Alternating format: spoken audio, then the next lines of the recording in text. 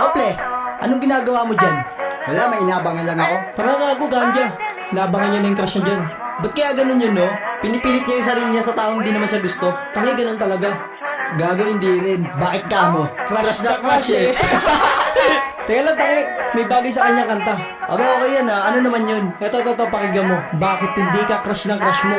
Aba, maganda yun ha. Bakit hindi mo tanggapin na hanggang kaibigan lang ang kaya niyang ibigay sa'yo? Huwag mo ipagpilitan ang sarili mo sa kanya dahil hindi ikaw yung type niya. Di ka crush na crush mo, wala ka puwang sa life niya. At yun ang totoo, di ba talagang napakasakla? Di ka niya pinapansin, bakit hindi ka nalang maghanap ng iba? At sa kanya mo nalang ibaling ang pag-ibig. Huwag sa taong walang kwenta na manakit lamang ang hilig. Ginagawa kang tanga pero habol ka pa rin ng habol. Itigil mo na yan dahil hindi siya papatol sa iyo. At yun nga ang dapat na mabatid mo. Malabong maging kayo, napakamanhid mo. Hanggang ilusyon na lamang at malabong matupad. Di siya sa'yo maaakit kahit ka pa maghubad. Kaya lumayo ka na at huwag mo nang pahabain. Si Cupido kasi napagtripan kanyang panain.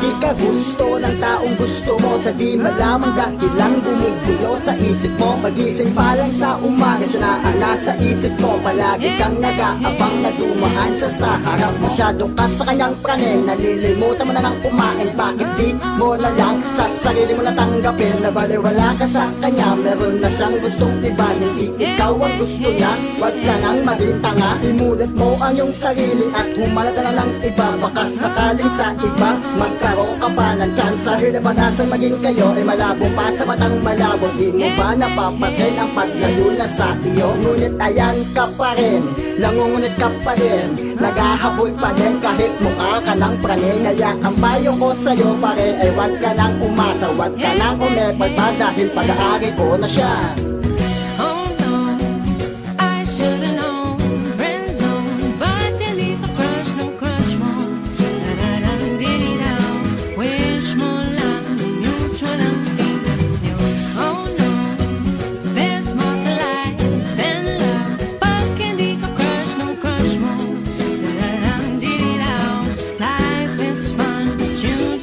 Ano ba ang dahilan?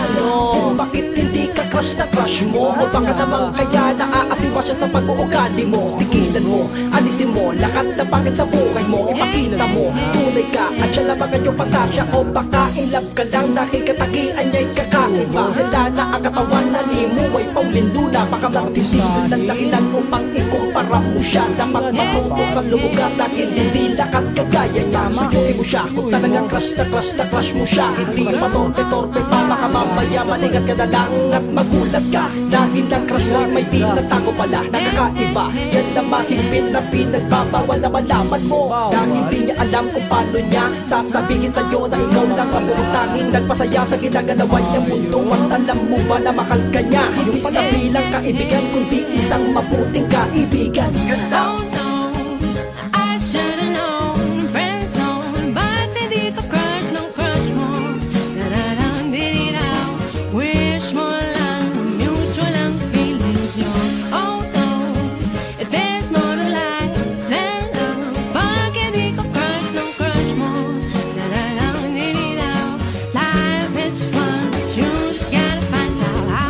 Diba, Ple? Ano?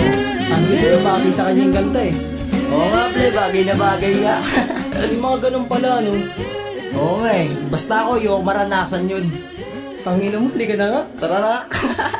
Baka magaya pa tayo dyan.